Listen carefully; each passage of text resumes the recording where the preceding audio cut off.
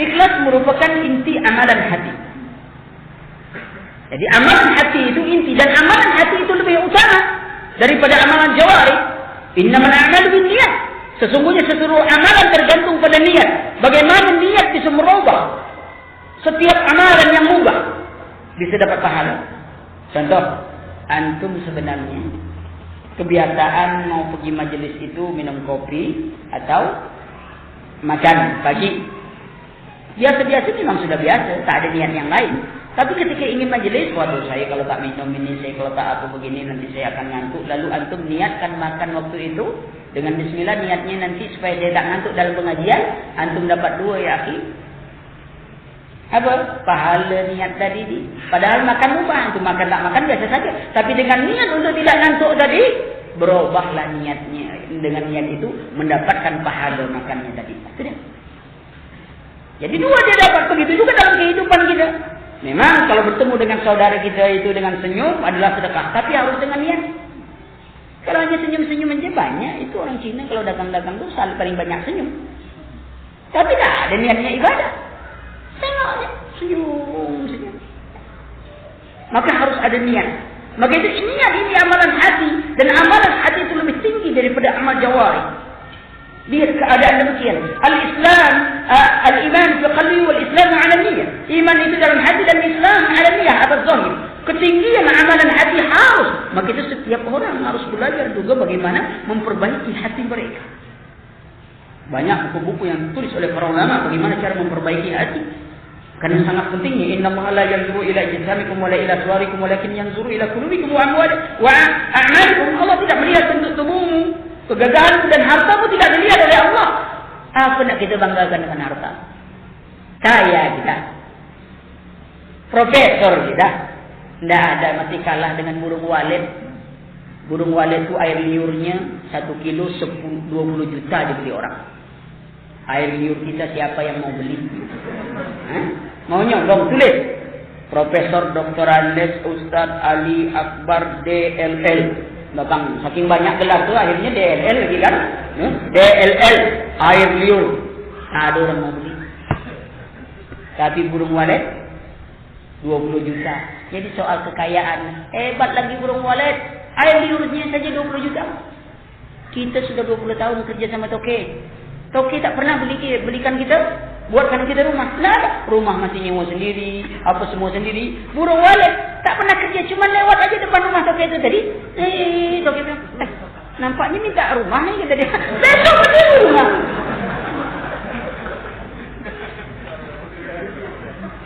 Jadi harta yang ingin kaya kan?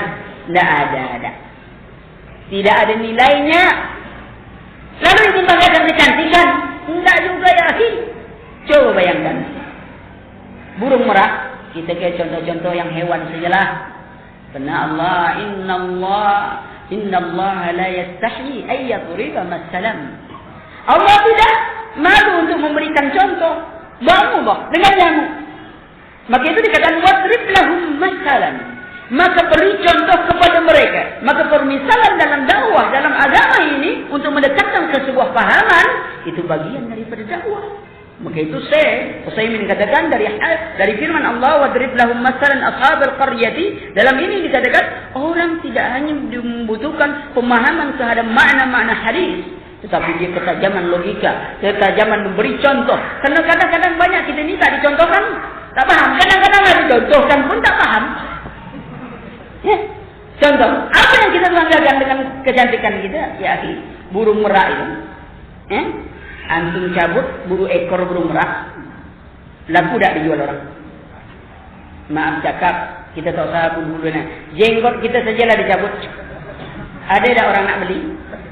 Tak ada. Apa nak kita banggakan? Kemarin saya ke Makassar, tengok ada apa? Gigi ikan duyung. Kata dia gigi ikan duyung 300.000 dibeli. Gigi kita bukannya dijual laku, mencabut aja kita membayar.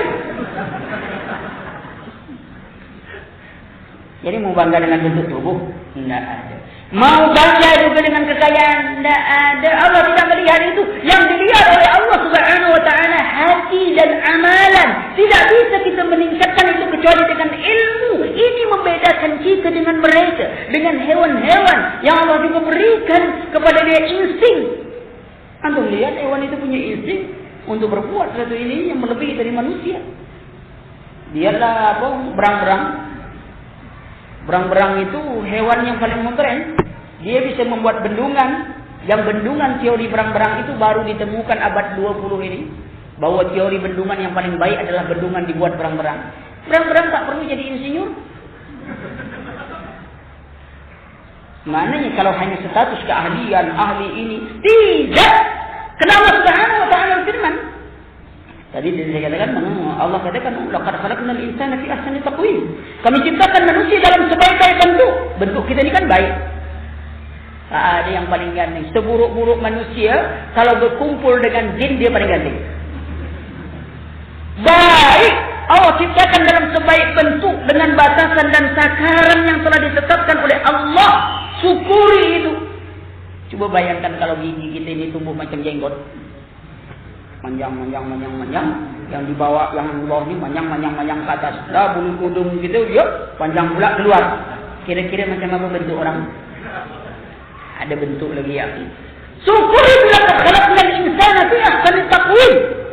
Apalagi wa ja'ala lakum as-sam'a wal absara wal afidah. Kami berikan kepada mereka sam'a, pendengaran, absar, penglihatan, afidah dan hati agar hatinya memahami ayat Allah, pendengarnya mendengarkan ayat Allah, penglihatannya melihat keagungan dan kebesaran Allah Subhanahu Wa Taala. Lalu mereka laksanakan tujuan hidup itu, ma khalaqtul jinna wal insa illa liya'budun. Tidak kuciptakan jin dan manusia kecuali untuk beribadah kepadaku. Ketika mereka tidak melaksanakannya, hatinya tidak mendengarkan ayat Allah, hatinya tidak memahami ayat Allah, pendengaran tidak mendengarkan ayat Allah, penglihatan tidak melihat keagungan dan kebesaran Allah Subhanahu Wa Taala, tsumma radadnahu asfala safilin. Kami turunkan derajat mereka pada derajat yang paling hina. Walaqad zara'na li-jahannam katsiran minal jinni wal ins, lahum qulubun la yafqahuna biha wa lahum a'yunun la yubsiruna biha wa lahum adhanun la yasma'una biha ulaika kal an'am bal hum adallu ulaika humul ghafilun. Maka kami penuhkan isi neraka jahanam dari golongan jin dan manusia. Lahum qulub, mereka punya hati la yafqahuna biha wa lahum a'yunun la yubsiruna biha, mereka punya mata tidak melihat dengannya, wa lahum mereka punya pendengaran tidak mendengar dengannya. Ulaika kal an'am, mereka seperti hewan, bahkan mereka lebih hina dari seekor hewan. Apa contoh? Gampang saja hewan. Tengoklah. Wanita disuruh pakai busana muslimah. Untuk apa? Memuliakan mereka. Auratnya tidak terlihat. Jangankan manusia, hewan saja mempertahankan auratnya. Mana orang hewan besar? Ayam. Ayam tak pernah, ayam betina itu lewat depan ayam jantan buka paha. Ada tak? Lewat dia buka pahanya tu. Nah. Dia tutup rapat. Kalau mau lihat pahanya, langkahi dulu mayatku. Potong, kubah atau cabut. Terserah. Tapi langkahi dulu mayatku. Dia pertahankan paha dengan bulunya, walaupun berjalan tanpa sepatu tak pedulilah. Biasalah kata dia kan. Memang ayam hewan yang paling malang di dunia. Ya, burung yang punya pelu, dia yang kena sembelih. Kan pelu burung tu. Dan dilarang ayam kampung. Burung masalah. Tu, wanita nakal di kampus disebut ayam kampus. Tu, malang memang ayam. Ya, tapi kalau yang baik-baik dari ayam, tidak pakai ayamnya. Yang lain ambil telur mata sapi. Kapan sapi itu punya telur? Ayam yang punya. Padahal tak ada orang beli telur mata ayam, tak ada. Tengok, tapi dia tetap mempertahankan aurat. Mantap. Lalu bagaimana kita lihat pemudi kita hari ini dengan bangga memperlihatkan auratnya. Dia berjalan. Ulaika kal an'am bal hum adall. Mereka lebih hina dari seekor hewan. Bal hum ulaika hum khasirun. Mereka orang-orang yang merugi. Ini contoh. Mungkin agak pedas sedikit, tapi biasalah. Kadang-kadang kalau tak pedas tak sedap pula kan. Ya, maklum orang Riau biasa makan masakan Padang gitu. Ya, agak pedas sedikit. tak masalah. Kalau ada yang tersinggung, alhamdulillah. Berarti dia masih punya perasaan. Sebab kalau dia sudah tak tersinggung lagi, kan juga kan. Bagaimana saja Ustaz? Nyinggung tak? Tak, biasa aja saya. Itu memang gawat itu, orang tak ada perubahan. Biasa saja semuanya. Ya? Ya. Tak solat biasa saja, biasa tak solat. Disinggung Ustaz, tidak juga nih. Ya? Macam tak solat tu kayak gitu juga. Ada contoh yang bagus itu. Kisah sapi dengan tuannya. Begitu terdengar suara azan, hayya 'alas shalah. Sapi ngomong, "Bos, suara apa tu?" Kata bos, itu panggilan untuk manusia. Sapi tak ikut campur urusan itu. Tenang lah sapi tadi kan. Sudah tu komat orang. Qad qamati shalah. Penasaran pula sapi tadi. Ini suara mana pula ini bos? Itu sama lanjutan panggilan yang tadi. Itu untuk manusia. Yang bukan manusia tidak ikut campur situ. Tenang aja sapi, tenang. Sudah nak dekat balik, kata sapi tadi, balik sama-sama ke kandang tadi kan. Bos, hari ini sama kita kata dia. Apa yang sama? Tadi kan bos bilang itu panggilan untuk manusia. Bos tak bergerak-gerak sampai balik sama aja dengan saya.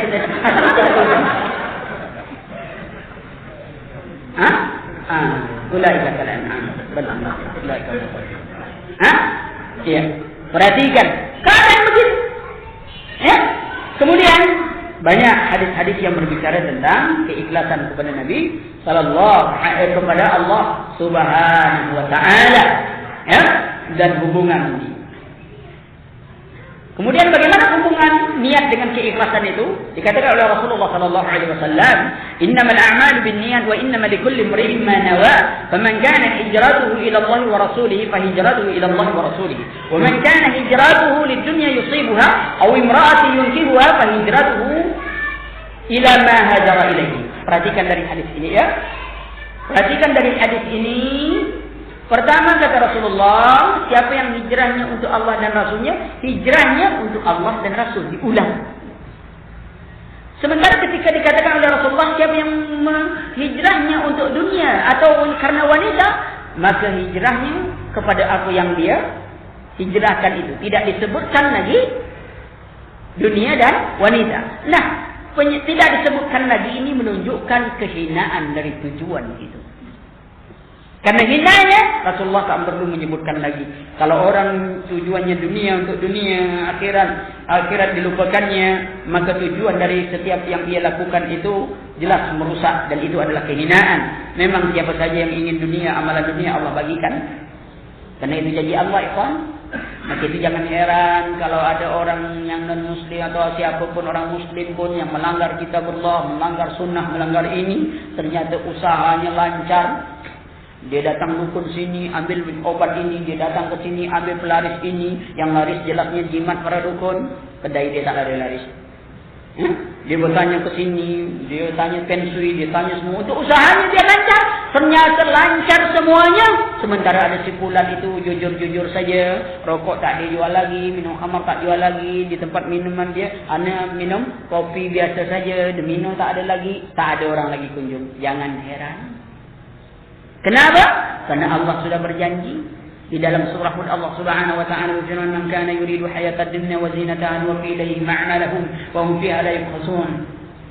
Siapa menginginkan perhiasan, kehidupan dunia dengan perhiasan yang ada padanya, harta, pangkat, jabatan dan kedudukan, dia inginkan itu walaupun dia tidak mengikuti aturan Allah Subhanahu wa taala, "Wa ilayhi ma'na lahum." Kami berikan kepada mereka sesuai dengan usaha mereka dunia, wa hum fiha la yabkhasun, dan mereka tidak kami rugikan di dunia. Kenapa Allah berikan? Karena dunia ini, kata Rasulullah SAW, kalau berharga selembar sayap nyamuk, setetes air laut pun orang kufar tak diberi Allah. Jadi pemberian Allah kepada dunia ini kepada orang-orang yang tidak taat kepadanya, bukan berarti Allah memuliakan mereka. Tidak. Ingatlah ketika ketika iblis minta kepada Allah umurnya panjang, Allah kabulkan atau tidak? Rabbi yanzirni ila yaumin yub'atsun. Ya Rabbku, beri aku tempo sampai hari akhir. Allah katakan, innaka minal munzirin. Engkau termasuk yang diberi tempo. Padahal iblis jelas ingkar kepada Allah dan orang-orang kafir. Akan tetapi ketika dia minta kepada Allah dalam urusan kehidupan dunia ini, Allah kabulkan. Jadi siapa saja minta kesenangan dunia ini, Allah tetap kabulkan. Karena pengabulan itu bukan bukti Allah sayang pada mereka. Karena ketika Allah mengabulkan permintaan iblis, bukan berarti Allah sayang pada iblis. Maka itu orang-orang beriman disuruh lebih dahulu wasta'inu bis sabri was salat. Mintalah pertolongan kepada Allah, sabar dan mendirikan salat. Karena dengan sabar dan salat kita mendapatkan kecintaan Allah dan Allah akan menolong orang-orang yang Ia cintai. Lihat hubungan niat tadi kembali dengan keikhlasan dan amal saleh. Seperti katakan tadi, innamal a'malu binniyat. Ya, Rasulullah sallallahu alaihi wasallam membagi manusia 4 golongan. Pertama, seorang hamba yang dikurniakan oleh Allah ilmu dan harta. Dia ada ilmu, dia ada harta, kemudian lalu ia bertakwa kepada Rabb-Nya, dia menjaga hubungan silaturahmi, ia mengajarkan ilmunya karena Allah Subhanahu wa taala. Inilah golongan yang pertama yang tertinggi. Ada ilmu, ada harta, bertakwa kepada Allah. Lihatlah para ulama kita rata-rata kaya semua. Ya, Imam Abu Hanifah kebiasaannya itu kalau lagi majelis taklim itu dia tengok siapa orang yang mau dibagi sedekah. Kenapa? Hartanya melimpah. Imam Syafi'i terus, kemudian Imam Abdullah bin Mubarak begitu juga. Ya, bisa mengajikan, dibawanya orang, beberapa orang dari kampungnya itu haji dengan biaya dia sendiri. Subhanallah, ilmu ada pada dia. Semua ada. Ini orang-orang yang terbaik. Yang kedua adalah orang yang diberi ilmu tapi tidak ada hartanya. Dia diberi ilmu tapi tidak diberi harta. Tapi dia bercita-cita, kalau sekiranya saya dapat harta, saya akan berbuat seperti yang si fulan. Karena niatnya itu dia mendapat pahala seperti golongan yang pertama tadi, Pak. Jadi, yang ketiga, ada orang yang diberi harta tanpa ilmu, lalu ia gunakan dengan harta itu dia sombong, memutuskan silaturahmi, menjadi angkuh, banyak buat maksiat karena dia ada harta. Ini sejelek-jelek manusia. Yang keempat, orang yang tak punya harta, tak punya ilmu. Tapi dia bercita-cita, kalau saya punya harta, saya ingin berbuat seperti yang si fulan nomor 3 tadi. Maka dia pun mendapat dosa seperti golongan yang ketiga. Persoalannya bagaimana orang yang tak punya harta sekarang ini? Bagaimana dia memanfaatkan hartanya itu untuk taat kepada Allah Subhanahu wa ta'ala. Ya. Nah, apa keutamaan ikhlas itu? Ya, pertama, orang yang ikhlas senantiasa mendapatkan pertolongan dari Allah Subhanahu wa taala. Rasulullah sallallahu alaihi wasallam bersabda, "Innama yansurullahu hadhihi al-ummah bi du'a'iha." Sesungguhnya Allah Subhanahu wa taala telah menolong umat ini dengan orang-orang lemahnya. Bisalat, bidu'aihim wa salatihim wa ikhlasihim. Dengan doanya, dengan salatnya, dengan keikhlasan mereka. Hadis ini diriwayatkan oleh Al-Imam Ahmad, juga diriwayatkan oleh Al-Imam Hakim di dalam kitab At-Targhib wa Tarhib. Lihat kitab Al-Ikhlas Syekh Husain Al-Waisi. Perhatikan, ya. Pertama, dikatakan Rasulullah bahwa umat ini ditolong dengan apa? Dengan orang yang lemah. Dalam satu hadis berhubungan dengan kita, ya, apa itu? Kenapa ekonomi orang-orang non-Muslim, ahlul kitab terutama Yahudi dan Nasrani lebih cepat bangkitnya? Salah satu hadis Rasulullah Sallallahu Alaihi Wasallam menerangkan, saya lupa ini hadis tentang fitan. Apa itu? Bahwa mereka itu adalah orang yang paling besar perhatian kepada fakir miskin. Buktinya apa? Tengok dia masuk dakwah ke pelosok-pelosok. Bagi kita itu misionari. Bagi mereka itu dai yang berdakwah mengajak kepada agama mereka. Ya, tapi dia berkorban. Sementara orang kita berkor-kor saja. Itu tengok, lemah iman. Bagi 1 supermi saja berubah iman. Ente kalau tahu orang itu dikasih 1 supermi berubah iman, kenapa ente tak bagi 1 kotak supermi? Biar tetap imannya. Apa ente itu? Oh, itu berubah iman, itu rumah iman. Sudah masuk orang iman lain baru berkuat. Lihat, berkorban tak mau. Nah, umat ini akan ditolong dhaif. Para sahabat dulu demikian. Dakwah Rasulullah seperti itu. Ketika perang Hunain, Terjadilah dapat rampasan perang, siapa yang dibagi Rasulullah? Bukan sahabat. Orang yang baru tertarik kepada Islam bagi. Ini model dakwah Rasulullah. Kita itu tidak. Jangankan kepada orang lain, tetangga sebelah pun saja. Tidak begitu kita. Kita baru sampai dalam membagi itu. Wa yut'imuna at'ama 'ala hubbihi miskinan wa yatiman wa asira.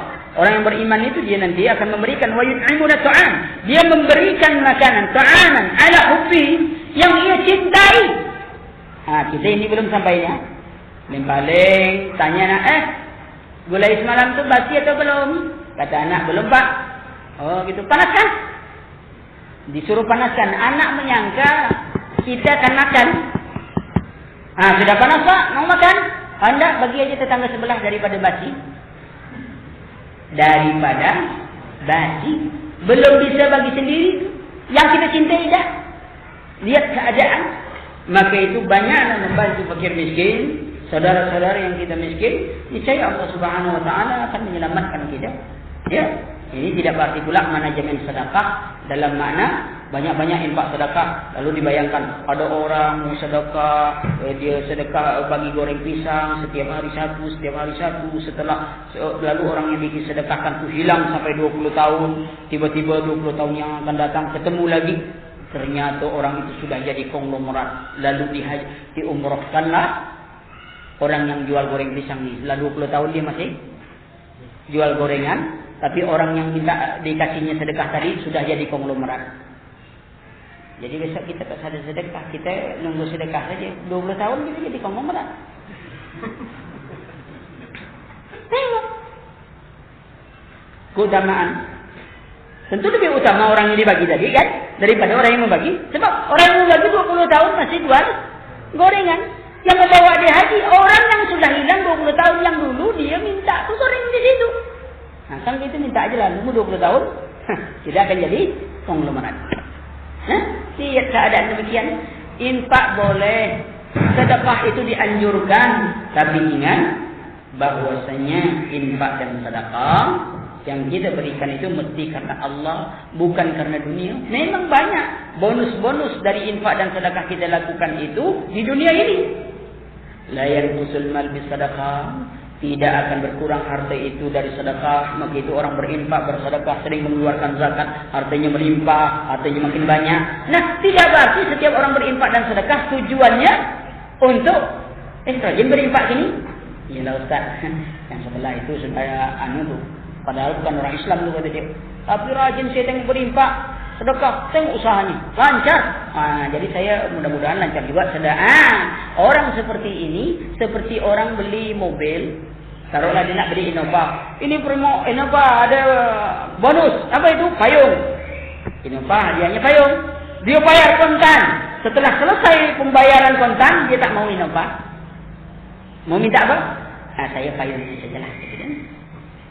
Begitu juga orang infak sedekah tujuan dunia. Infak sedekah dijanjikan surga oleh Allah Subhanahu Wa Taala. Teman-teman surga. Yang dia minta bukan surga. Saya minta yang dunia sajalah. Lancarkan usaha saya. Sudah. Jangan kita seperti itu. Ikhlas kepada Allah Subhanahu Wa Taala. Adapun nanti bonus yang diberikan Allah, sudah. Tak mungkin pula kita menolak. Ya. Jadi Imam Syafi'i orang yang senang hidup itu orang yang merasa cukup. Ya. Cukup dengan yang sedikit, pasti dia bersyukur pada yang banyak. Itu jangan salah arti pula. Kadang-kadang ada bos datang sini, saya mau naikkan gaji nih. Sudahlah bos. Kok sudah? Saya baru ngaji bos. Orang yang senang itu kalau orang yang merasa cukup dengan apa yang didapat dia. Jadi tak payah naik gaji lah. Kalau ini pun lah cukup kan. Itu salah paham, betul-betul salah paham. Itu. Artinya ada orang meningkatkan usahanya, tapi apapun hasil dari setiap usaha dia itu, dia selalu merasa syukur kepada Allah Subhanahu Wa Taala dan tidak pernah ada keluhan kesah di dalam hatinya dari apa yang dia. Dulu dia usahanya modalnya sedikit, untungnya banyak. Ya, kemudian diningkatkan usahanya, ternyata modalnya sudah banyak, untungnya sedikit dibandingkan yang kemarin. Tak ada keluhan kepada dia, tak ada keluh kesah kepada dia, sudah biasa saja. Senang. Kalau naik lagi, biasa saja. Itu bukti keikhlasan dia. Senang dalam beramalan. Kemudian orang-orang yang ikhlas dia akan mendapatkan keselamatan dunia dan akhirat tadi. Wa yut'imuna at'ama 'ala hubbihi miskinan wa yatiman wa asira innama nut'imukum liwajhi Allah la nuridu minkum jazaa'an wa la shukura inna nakhafu min rabbina yawman 'abusan qamtarira fawaqahum Allah sharra dhalika al-yawm wa laqahum nadratan wa surura wa jazaa'uhum bima sabaru jannatan wa harira. Dikatakan ya bahwa mereka kepada Allah Subhanahu wa taala mereka memberikan makanan yang disukainya kepada fakir miskin, anak yatim, bahkan tawanan perang. Nah, ini pun satu pelajaran bagi kita bahwa dalam Islam itu tawanan perang itu bukan dikasih kita makanan bekal. Dengan tawanan saja dalam Islam itu dianjurkan untuk memberikan makanan yang kita cintai.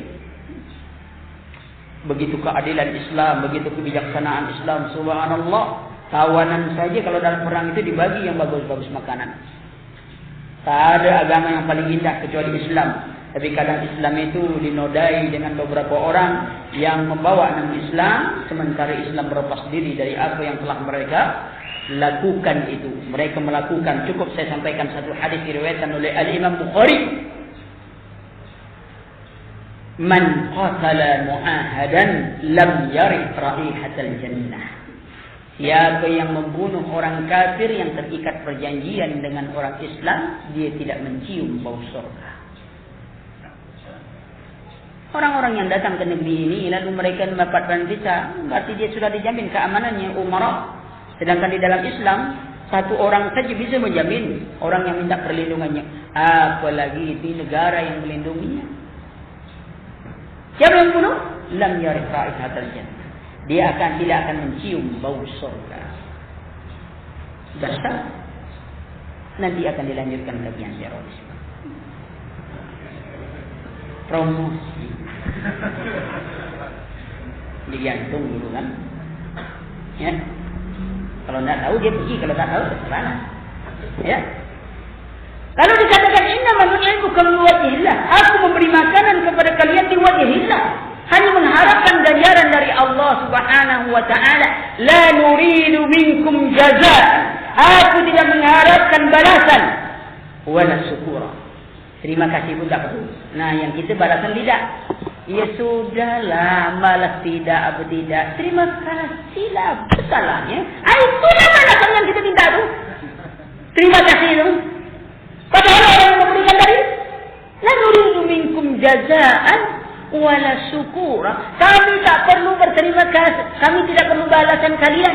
Terima kasih pun tak perlu. Ini ayat mengajarkan adab kepada orang yang menolong.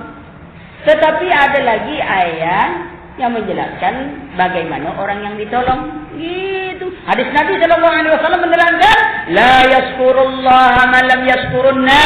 Tidaklah disebut bersyukur kepada Allah orang yang tak pandai berterima kasih kepada manusia. Gitu. Ini adab bagi orang yang diberi. Dia harus pandai berterima kasih. Bagi yang memberi, dia terima kasih pun tak perlu. Lihat Islam gabungkan itu. Ya? Tak perlu. Nah, kalau bagi orang ini beradab, anda berterima kasih, syukur. Jazakallahu khair. Ya, lain kali kalau ada bawa lagi sini, gitu kan, gitu. Ya, jangan sekali-sekali, gitu kan.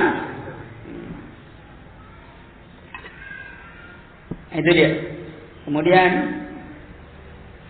orang yang begitu juga mendapatkan kedudukan yang tinggi di sisi Allah Subhanahu wa taala, ya.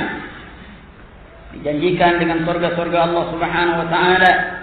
Ya, sangat banyak lagi hadis-hadis dan ayat-ayat Allah Subhanahu wa taala yang menerangkan tentang keutamaan itu. Dan antum silakan baca kitab Al-Ikhlas Syekh Husain Al-Waisah agar lebih luas pembahasan. Ya. Kemudian di samping keikhlasan ikhwan yang tidak kalah pentingnya, setiap orang juga harus memahami apa yang menjadi perusak dari setiap amalan yang mereka lakukan. Kenapa? Karena boleh jadi kita ikhlas, kata kita, tapi sebenarnya sudah tidak ikhlas lagi. Dalam amalan yang kita lakukan sangat merusak. Karena keikhlasan itu harus dijaga setiap waktu. Maka ulama kita tidak hanya menjaga amalan dari yang menghapus, tapi amalan juga dijaga dari perkara-perkara yang merusak. Nah, kita harus pahami perkara-perkara yang merusak itu. Ya. Pertama, riya. Ya.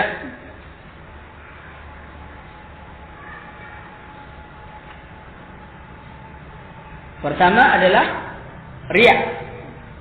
Banyak hadis-hadis dan ayat Allah Subhanahu wa taala menerangkan fawailul lil musallin alladzina hum an salatihim sahun alladzina hum yura'un wa yamna'un al-ma'un. Celakalah orang-orang yang salat, yang orang-orang yang lalai dari salatnya, kemudian dia berbuat riya dalam ibadah salatnya. Kemudian dikatakan oleh Rasulullah sallallahu alaihi wasallam, inna akhwafa ma akhafu alaikum syirkul asghar. Qalu wa syirkul asghar ya Rasulullah? Qal ar-riya. Sesuatu yang paling aku takutkan yang menimpa kalian adalah syirik kecil. Apa syirik kecil itu ya Rasulullah? Ar-riya. Ingat, ini contoh. Sebab saya dengar kadang-kadang orang selalu mendefinisikan syirik kecil itu dengan riya. Apa syirik kecil itu? Riya. Syirik kecil itu bukan riya. Ya? Riya itu walaupun riya termasuk syirik kecil, tapi syirik kecil bukan riya definisinya. Apa yang disebut oleh para ulama tentang syirik kecil itu supaya kita juga paham? Ma'aka fin nusus wa huwa syirkun wa lam yasil ila hadd syirkil akbar. Ma'aka fin nusus, apa-apa yang disebut oleh nas dengan lafaz syirik walam yasil ila hadd syirkil akbar. Tidak, tapi belum mencapai kepada syirik besar. Apa batasan syirik besar dan syirik kecil? Nah, ini dia. Yaitu al-i'tiqadi. Contoh Rasulullah sallallahu alaihi wasallam bersabda, "Man ta'allaqa tamimatan faqad asyraka." Siapa yang menggantungkan jimat, sungguh dia telah syirik. Syirik besar, syirik kecil? Menggantungkan jimat. Syirik besar atau syirik kecil itu? Hah? Man ta'allaqa tamimatan faqad asyraka. Syirik besar, syirik kecil? Siapa mengandungkan jimat, sungguh dia telah syirik. Syirik besar, syirik kecil? Antum cari kitab ulama, tak ada mengatakan itu syirik besar. Syirik kecil. Kapan dia? Ketika dia menggantungkan jimat. Sementara dia berkeyakinan jimat itu hanya sekedar wasilah. Bukan tujuan dia sebenarnya. Sebab Allah lah yang menolong dia, Allah menyelamatkan dia. Ini syirik kecil. Tapi ketika jimat itu sudah menjadi keyakinan dia, kalau dia tidak ada jimat berbahaya dia, bini dia, jatuhlah dia ke syirik besar. Maka itu ada definisi lain disebut oleh para ulama, kullu wasilatin yasillu ila haddis syirkil akbar. Yang syirik kecil itu setiap wasilah yang mengantarkan orang kepada syirik besar. Apa itu? Keiktikad. Jimat awalnya betul, belum ada etikat, hanya sekedar ini. Tapi suatu saat dia tinggalkan jimat itu, jimat tadi mulai gelisah, berarti dia sudah bergantung kepada jimat. Padahal jimat itu awalnya hanya sekedar ini ya, anda tak ada pun tak apa-apa ini. Sebenarnya kalau tak ada apa-apa, kenapa antum sibuk-sibuk cari jimat? Ya, cari jimat pengasih. Ini sudah mau nikah lama-lama tak ada dapat juga. Ya.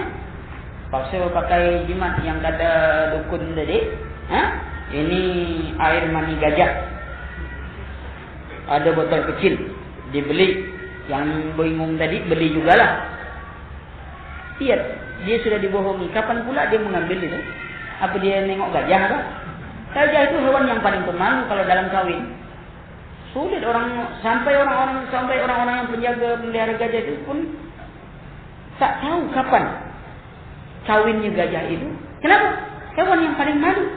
Lalu bagaimana orang ini bisa mengatakan ini dari ini gajah apa semuanya? Masa gajah sebesar-besar itu sebotol kecil ini? Lihat otaknya. Tapi orang itu sudah tertipu. Beli. Ya? Pakai. Man atakahinan fasa'alahu fasaddaqahu bima yaqul wa qad kafara bima unzila ala Muhammad. Barang siapa datang kepada paranormal. Datang kepada paranormal, bukan para. Antum jangan paham-paham. Ini antum ini kan paranormal semua. Kan normal. Paranormal sekalian. Tapi saya katakan para hadirin sekalian, para wali murid sekalian, antum kan normal semuanya. Maka saya katakan paranormal sekalian, antum paranormal. Mereka yang tidak, memang nasib orang dia tahu, nasib dia tak tahu. Bagaimana untuk katakan normal? Paranormal. Siapa datang kepada paranormal? Ya jelas menunjukkan dia sendiri tak normal kan? Paranormal. Lalu bertanya dan membenarkan apa yang dikatakannya, dia telah ingkar kepada apa yang dibawa kepada Muhammad SAW. Bagaimana orang mencari berkah yang tidak dapat nikah, tikrek, sepasi, dapat jodoh, sedangkan yang apa? Sedangkan tikrek, sepasi, jodoh itu je belum tentu dapat jodoh lagi. Apakah cocok jodoh anda dengan jodoh ini, sedangkan dia kawin cerai saja? Jadi dia nyomanya, tidak bisa.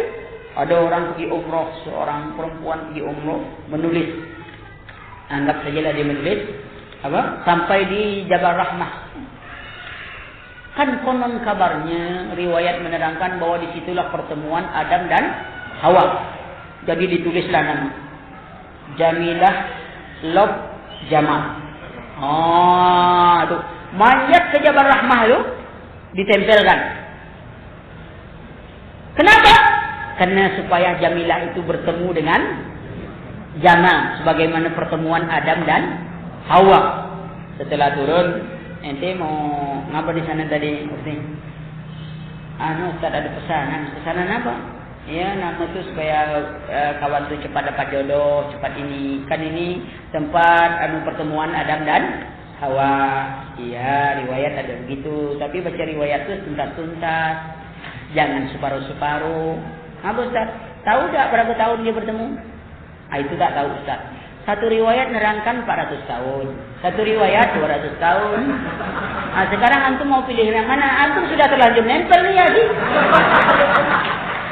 Berarti mula 200 tahun baru ketemu. Mau kepada Pak Jodoh nunggu. Musibah. Itu musibah apa tuh? Musibah beramal tanpa ilmu. Tidak dapat jodoh. Rupanya tak dapat jodoh. Saking lama datang pula kepada Pak Dukun tadi. Pak Dukun, saya ni ya wanita berumur sudah 30-an tahun. Ada orang datang, saya tak mau. Ada saya mau, orang tak datang. Jadi sampai sekarang tak ketemu juga jodoh. Kata Pak Dukun, ini persoalannya satu saja nih, kata dia. Karena dukun ni dah mulai setir pula. Mantap juga ni kata dia.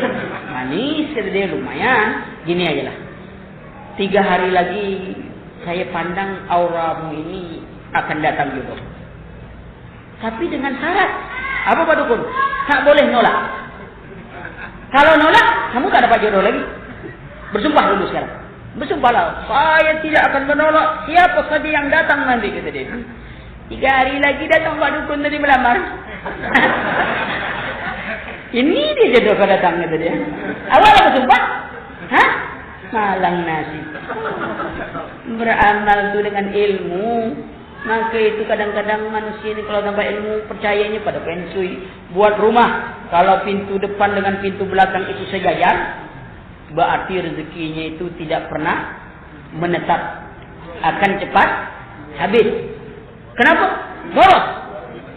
Itu berarti kita harus buat rumah itu pintu masuknya di sini, pintu keluarnya di atas. Jadi pusing-pusing kayak gitu.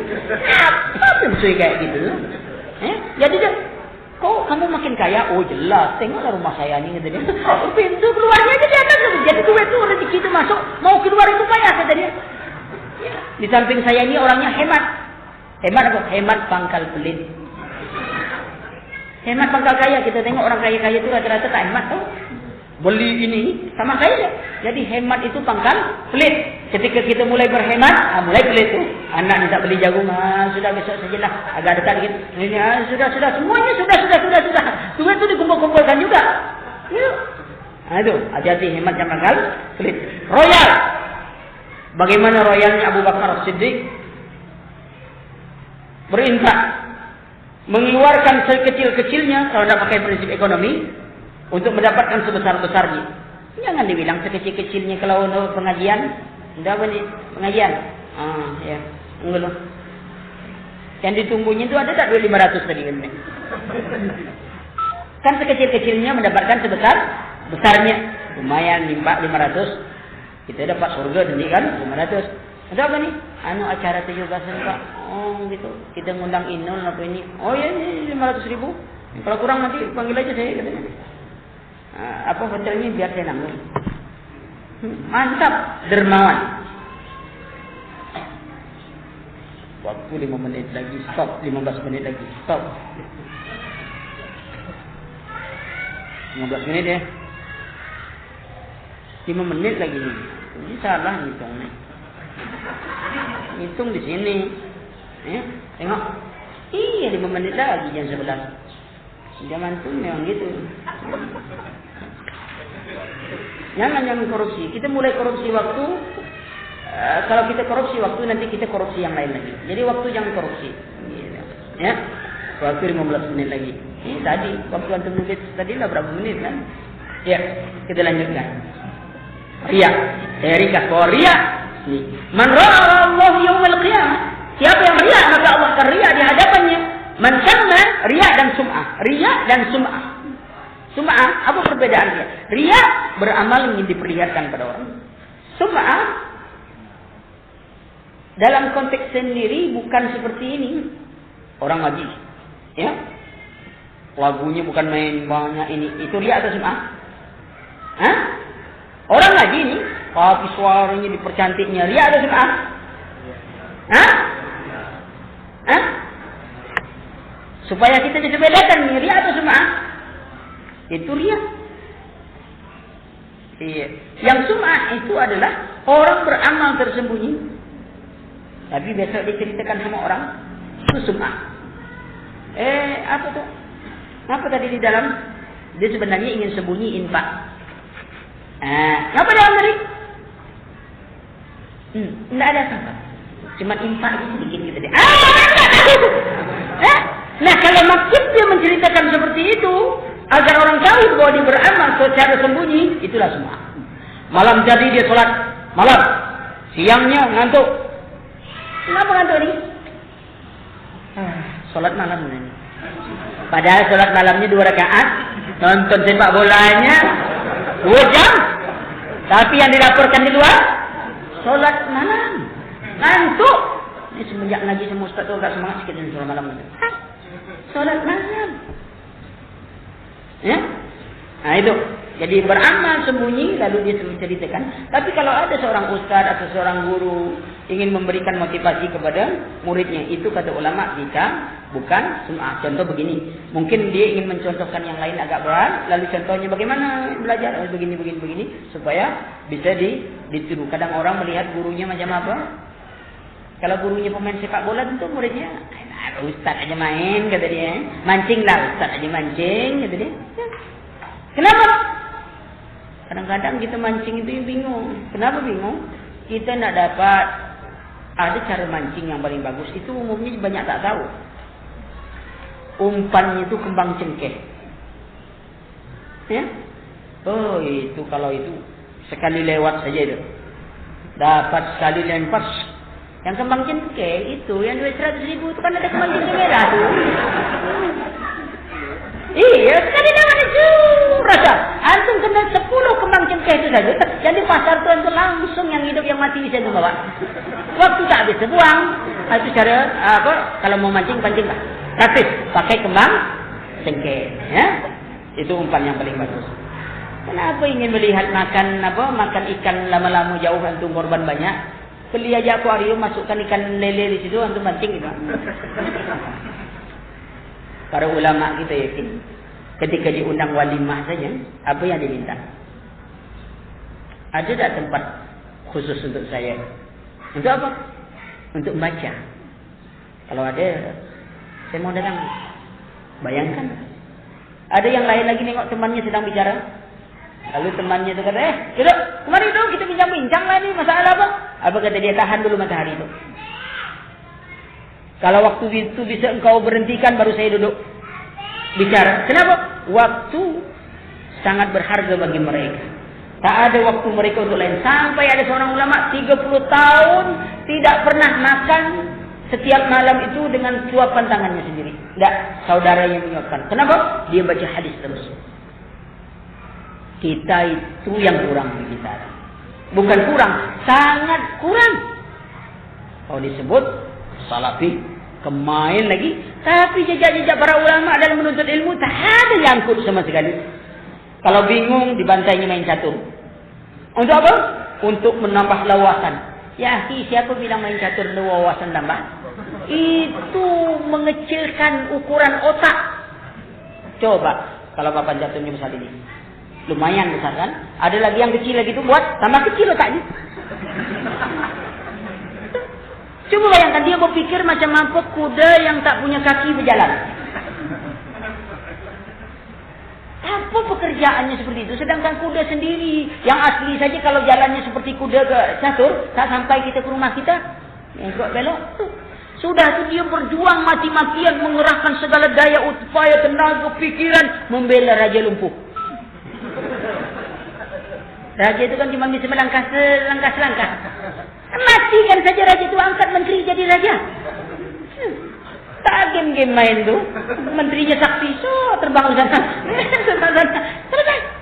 Nah, itu masalahnya. Lain sama mengecilkan. Yang membuat orang tak baca kita, baca ini, itu baru luas. Itu dia. Luas. Pemandangan itu luas. Ya. Kenapa? Otak tu, ya, kalau semakin digunakan, dia semakin tajam. Kalau dia tidak digunakan, dia tidak tajam seperti parang setajam apapun awalnya. Antum letakkan saja begitu, sudah berkarat begini, begitulah otak kita. Kalau tak pernah dibawa membaca, tak pernah bawa ini, tak pernah itu semuanya, itu tambah gumpul otak. Kemudian disuruh ngapal, dapat ujung hilang pangkal. Saya sudah ngapal Ustaz, 5 kali sudah baca. Jadi sekarang, saya campakkan saja buku. Saluan campakkan buku itu hafal kalian? Dia katakan, saya sudah baca 5 kali Ustaz. Tak dapat sekali, 2 kali, sampai 5 kali masih tak hafal juga Ustaz. Kalau saya campakkan aja buku. Jadi setelah engkau campakkan buku, hafal tu. Tidak juga Ustaz kata dia. Itu. Sedangkan kau baca saja belum tentu hafal, ini kau campakkan pula lagi. Jangan salah prinsip. Kalau tak hafal, sekali, 2 kali, 5 kali, kata Imam Bukhari, obat dari lupa itu banyak membaca, bukan banyak merenung. Aduh payah. Ngaji itu kalau semuanya sudah dulu, tak ada selesai itu. Sudah. Sama orang ada dalam majelis, kadang-kadang bicara ini, mudahan di sini tak ada. Kadang-kadang sebagian majelis itu, orang datang majelis itu memang untuk jadwal tidur. Ini tak dapat tidur rumah, payah. Ada majelis tak? Ada. Hanya begitu Ustaz, amma ba'du, dia lewat tu. Maka khusyuk pengajian. Padahal jadwal tidur kita, maaf, kita kalau soal tidur, nasihat dokter tak lupa. Tak boleh kurang dari 8 jam. Kalau makan, itu dilanggar nasihat dokter. Yang namanya 33 kali itu, jadi 33 kali. 3 kiri, 3 kanan, gol. Langsung 3 kiri, 3 kanan. Kalau tidur, betul-betul agak kurang tidur ini. Kenapa? Agak sakit kepala, kurang tidur. Apa kata sebagian ulama? Saya tidur bukan kebiasaan. Saya tidur apabila saya betul-betul ingin tidur. Bagaimana tidur kita? Tidak. Kita tidur bukan bila kita ingin tidur. Bila kita menguap. Ngantuk. Tidur. Bergolak-golek itu sampai 2 jam belum tidur. Belum tidur tuh. Tidur. Kalau tak bisa juga tidur, baru ambil Quran. A'udzubillahi minasyaitonirrajim.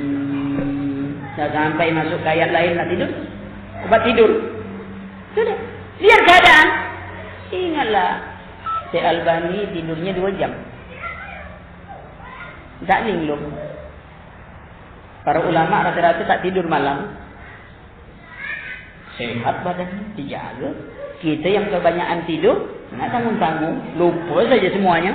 Semua lupa. Tak ada. Ulama itu rata-rata tidur malam. Tak hampir-hampir tidak tidur malam. Segar, pagi, sehat. Kenapa? Mereka hanya butuh waktu tidur itu bila mereka butuhkan. 5 menit pun cukup bagi mereka. Kita, karena kita tak biasakan. Yang kita biasakan dulu adalah tidur. Itu biasa kita dulu. Kalau kita hitung-hitung tidur kita saja sudah 1/3 dari hidup kita gunakan untuk tidur. Kalau antum punya umur nanti 60 tahun, berapa waktu sudah tidur? 20 tahun. Masa di dalam majelis taklim hanya 2 jam saja masih tidur juga lagi. Dah 20 tahun tidur. InsyaAllah nanti Allah kasih tidur yang panjang. Tidak akan bangun kecuali lah berbunyi trompet. Itulah manusia. Itu subhanallahumma wa bihamdika asyhadu an la ilaha illa anta astaghfiruka wa atubu ilaik. Banyak